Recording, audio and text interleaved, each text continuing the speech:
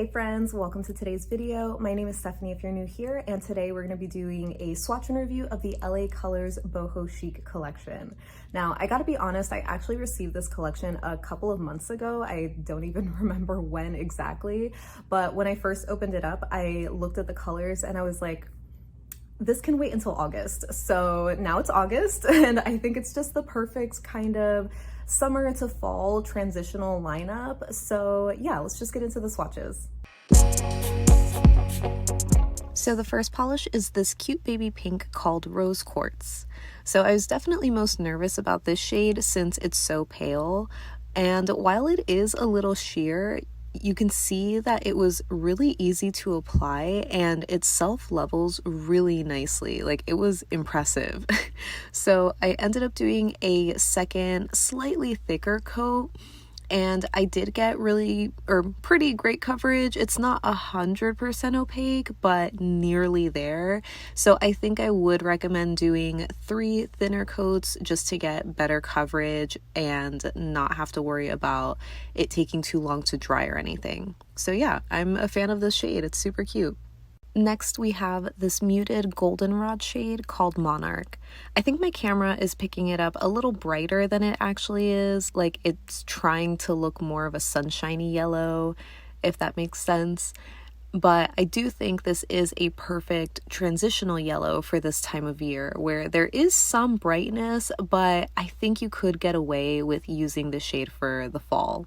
But anyway, the formula on this wasn't great, a little sheer, but if anything, it was better than I was expecting for a yellow. So I do feel the same as the last shade, where maybe I could have used another coat for better coverage, but I just ended up doing 2 coats for this one.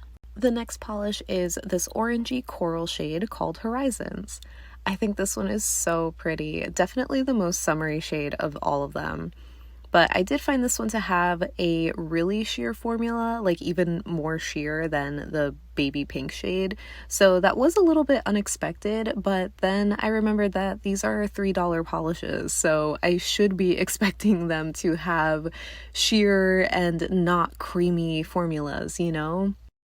But anyway, I just found that there were a few more bald spots after the second coat for this shade, so I found it more necessary to do a third coat just to get full coverage. But again, these polishes just apply so smoothly, they self-level really well, so they're just really easy to work with. So I'm not too mad at it, but I also just really love this color. Now we're getting into the more transitional shades with this beautiful rose called Wildflowers. This one is obviously my favorite, to no one's surprise, just from the color alone, but the formula on this one really surprised me. I found it to be super opaque and full coverage even on the first coat, though it is just shy from being a 1-coater. Maybe if your nails were shorter or if your free edge isn't as white, then you might be able to get away with 1 coat.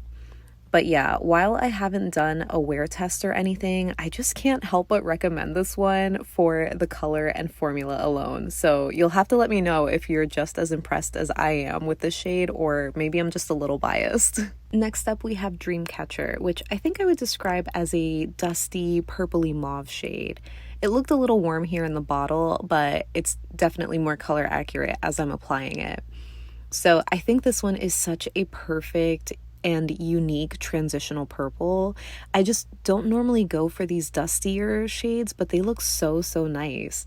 So the formula on this one was pretty great, as you just saw. It's a little bit more on the crelly side like some of the other polishes, but it did end up getting great coverage on just 2 coats.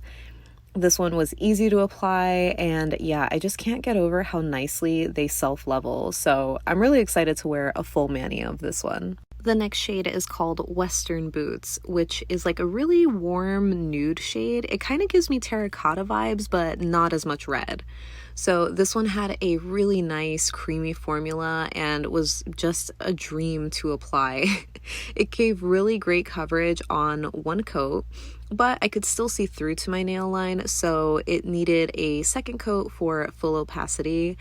And yeah, this one is like a surprise favorite for me. I normally don't go for these kinds of shades, but This just feels super cozy and warm, and I think it would just look so nice with a chunky beige sweater.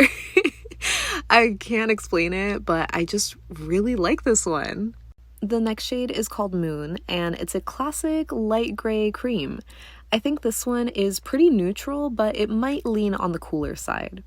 So since this one is a lighter shade, it had a slightly more sheer formula, but it was still easy to apply and provided pretty even coverage for the most part. I did end up doing a thicker second coat, but it felt more opaque on 2 coats than some of the earlier shades, so I don't think you would need 3 coats unless you prefer doing thinner coats, or of course if you have longer nails you would probably need 3. But yeah, this one felt nice on 2, and I think it's just so refreshing, such a great palette cleanser. And the last shade is Journey, which is a gorgeous deep and teal blue. I absolutely love blues like this for fall, and this one is no exception. It had great coverage and was nearly opaque in 1 coat. This one definitely reminded me of Wildflowers and Western Boots, where it's more creamy and just a solid 2-coater.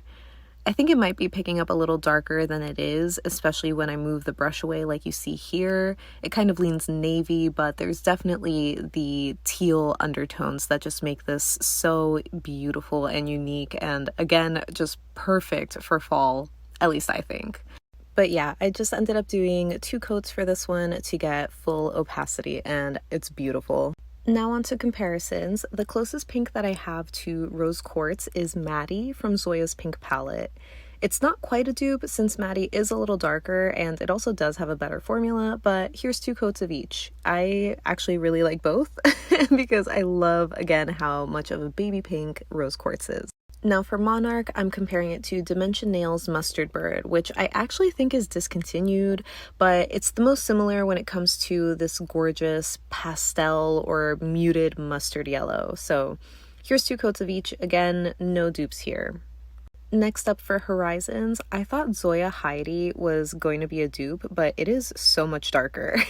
And then I remembered I have Orosa's Papaya, and while they might look similar in the bottle, it's actually way lighter on the nail. So these definitely aren't dupes, but they make a cool gradient, or I don't know, I could use these for a Skittle or something. So yeah, here's 2 coats of each. I'd love to know which of these 3 you like the most. For Wildflowers, I was convinced Zoya's Marcia was going to be a dupe, but it is way lighter than I remember. So obviously not dupes, but they kind of give me similar lipstick color vibes. I don't know if that really makes sense, but I love them both. Next, I'm comparing Western Boots to Burrowing Owl from Dimension Nails, which came out earlier this year.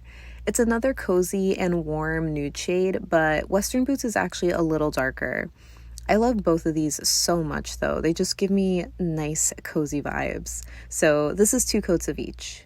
Next, I'm comparing Moon to Storm by Olive Ave, which is more of a cool toned gray, and it also has a better formula, but Moon is still really pretty if you want something lighter and a little bit more neutral. So shown here is 2 coats of each. That concludes my swatch and review for the LA Colors Boho Chic collection.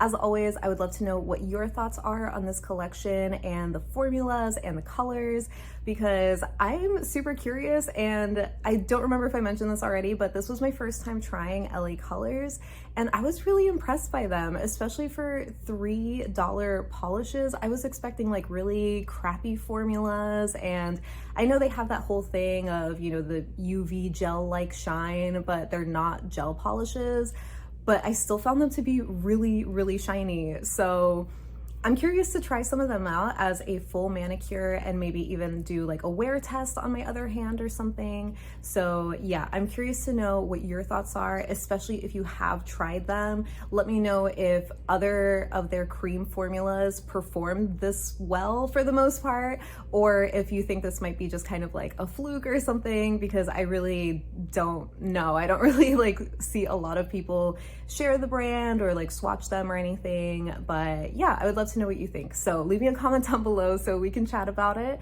But thank you so much for hanging out with me today. I hope you have a great rest of your day, and I will see you in the next one. Bye.